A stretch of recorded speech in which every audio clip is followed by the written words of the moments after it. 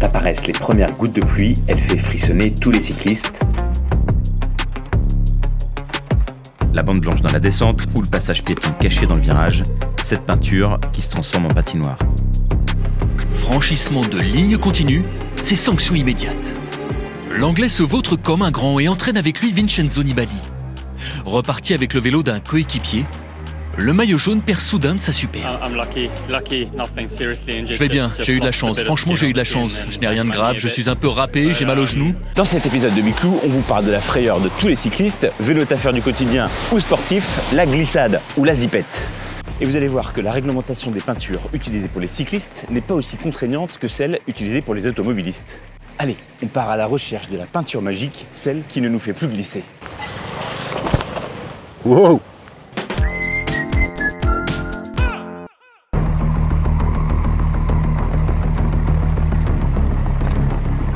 C'est vrai que ça met un petit stress, je suis pas le meilleur sur route mouillée. On prend quand même des risques, clairement. Des fois ça passe à pas grand chose. C'est vrai que c'est mieux quand c'est sec, quoi. Personnellement, je me dis toujours que je préfère perdre une demi-seconde plutôt que d'aller au tas. Mais voilà, avec des fois le manque de lucidité, j'ai vu de nombreux coureurs avoir la roue qui glissait sur des bandes blanches ou des plaques d'égout. Ça, c'est très, très fréquent. Si on tombe, on se relève rapidement, c'est 30 secondes, 45 secondes. Et les contre-la-montre, ça se gagne souvent à 5-6 secondes. C'est vraiment au millimètre près, à la seconde près, quoi. Bien sûr, il n'y a pas que les champions qui craignent le dérapage. Frédéric est cycliste amateur et il y a quelques années, il s'est fait une belle frayeur sur un passage piéton dans un virage. Quand on a vu la peinture, j'ai été surpris comme beaucoup et j'ai glissé par temps de pluie. Dès que tu avais quelques gouttes, tu pouvais chasser et tomber. Quelques semaines plus tard, Frédéric s'aperçoit que la peinture est toujours là, mais elle a été refaite et elle glisse beaucoup moins. J'ai constaté que des personnes étaient là pour refaire la peinture et moins glissante. En tout cas, une peinture qui semblait être plus adhérente pour les pneus. Alors comment est-ce possible qu'une peinture routière utilisée à un endroit où passent les piétons et les cyclistes puisse se transformer en une véritable patinoire? C'est parce qu'elle a été mal appliquée. Vous allez voir comment on rend une peinture antidérapante et surtout pourquoi parfois, ça glisse quand même. Ouais, on va le poser ici. Hop, et on... Oui, ça c'est des charges antidérapantes. Ouais. C'est conditionné dans des sacs. Et tout simplement, c'est des éclats de verre. Hop, voilà.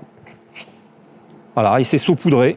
Voilà, on le voit, ça brille. C'est des petits éclats de verre qui sont rajoutés sur le produit de marquage.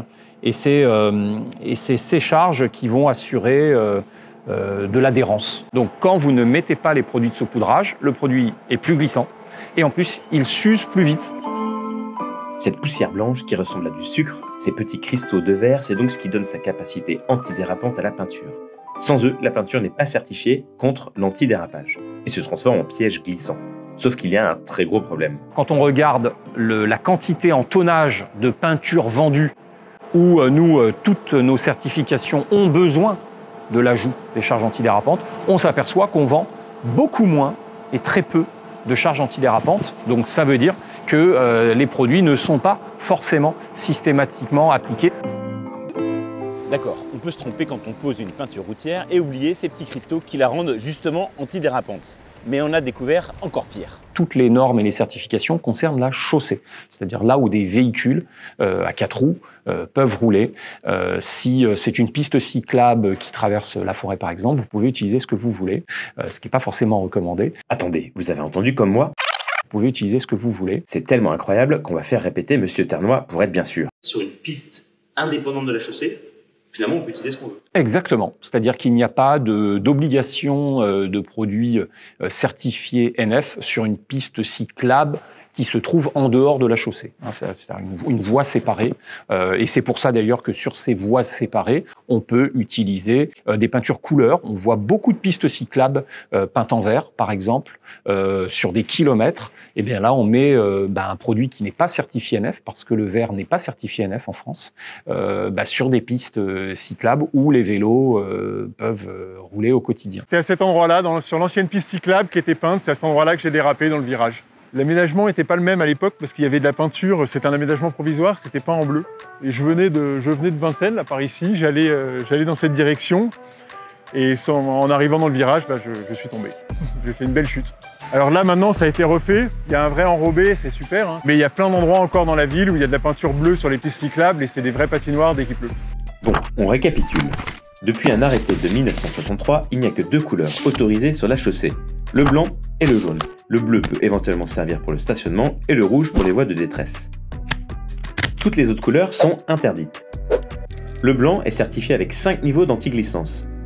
Le niveau 1 est utilisé plutôt pour les autoroutes ou en dehors des villes, tandis que le niveau 3 est préconisé mais pas obligatoire en milieu urbain.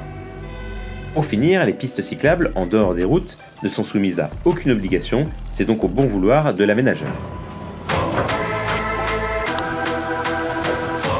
Pour parler des glissades et des dérapages incontrôlés, il nous faut de la pluie, ça c'est bon, on en a beaucoup, et il nous faut aussi un cascadeur. On a choisi un champion de VTT, il s'appelle Nicolas Fleury. Mais alors, vu la météo et vu ce qui tombe, à mon avis, il va pas venir. Je le vois pas arriver, je sais pas où est-ce qu'il est. Wow. Ah d'accord, c'est là Nicolas. Ça va bien Nicolas? Eh ben enchanté. Mais de même. Tu m'as amené le beau temps? Je t'ai amené un super temps, en tout cas pour tester les glissades. On va voir, est-ce que les bandes blanches, les zébras, les pavés, ça te fait peur? Ça me fait peur non, mais il y a plein de belles histoires à raconter avec cette fameuse peinture. C'est compliqué de rouler, alors quand il pleut ou quand c'est humide, quand il y a eu de la pluie il y a quelques heures?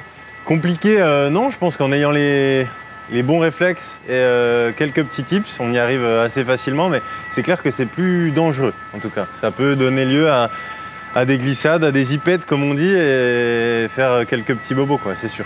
D'abord, parle-nous un peu de toi. Toi, tu es un champion de VTT trial. Exactement. Alors en fait, c'est pas forcément une bonne journée pour faire du VTT trial. Déjà pourquoi? Parce que forcément quand ça glisse, on imagine c'est compliqué, c'est ça? Ouais, c'est ça. Nous, on a l'habitude d'évoluer à des hauteurs qui peuvent être super importantes. Tu vois, on peut rouler sur des toits, sur des ponts, sur des murs, sur des barrières, etc. Donc quand il pleut, en tout cas quand c'est mouillé, quand c'est humide, c'est beaucoup plus dangereux pour nous. On ne peut pas trop se permettre l'erreur à certaines hauteurs. Oh bon, malheureusement pour vous, c'est vrai qu'on l'a beaucoup vu sur les JO, tu étais présent sur les JO.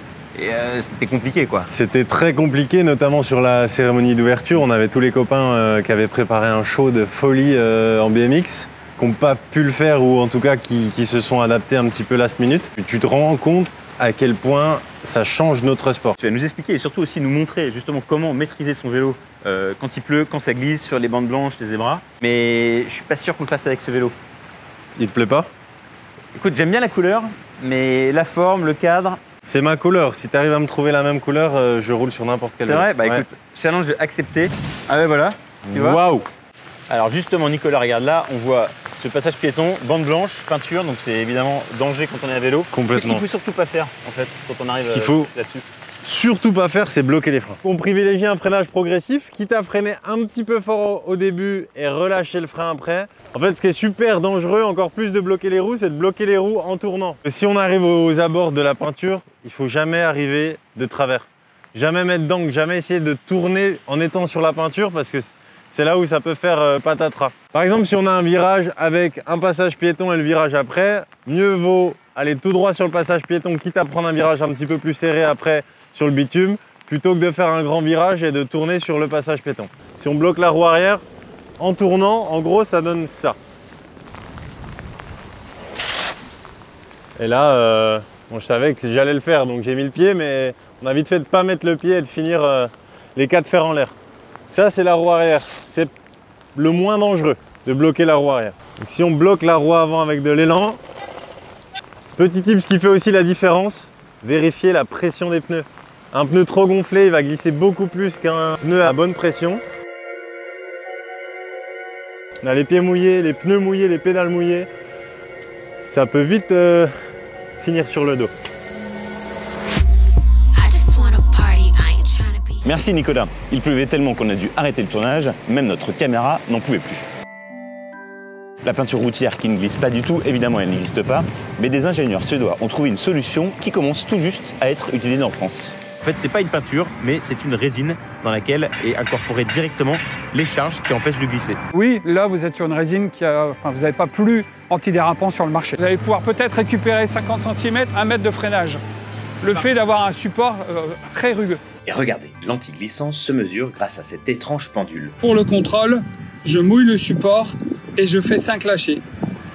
L'aiguille indique 0,80, soit le niveau maximum d'antiglissance S5. Vous voyez la différence avec l'enrobé où on a un peu moins de grippe par rapport à une résine où là carrément on peut laisser les pneus ou la semelle. Ça, ce passage piéton, en fait, on croit que c'est de la peinture, mais c'est pas de la peinture. Non, ça c'est une résine spatulée. Et pareil, on est à peu près sur le même produit que la résine rouge, tout en ayant pas de saupoudrage, mais la charge est dans le produit directement. Parce que c'est pas de la peinture. Parce que c'est pas de la peinture, c'est plus épais. En attendant que les revêtements soient aux normes sur tous nos trajets, anticipons, ouvrons l'œil quand il pleut, pour éviter de tomber. Allez, lance! Allez mon gamin! Allez, allez, allez!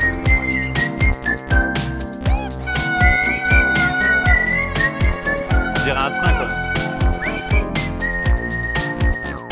Ah, le monteur, il va se casser la tête. C'est bon? C'est bon.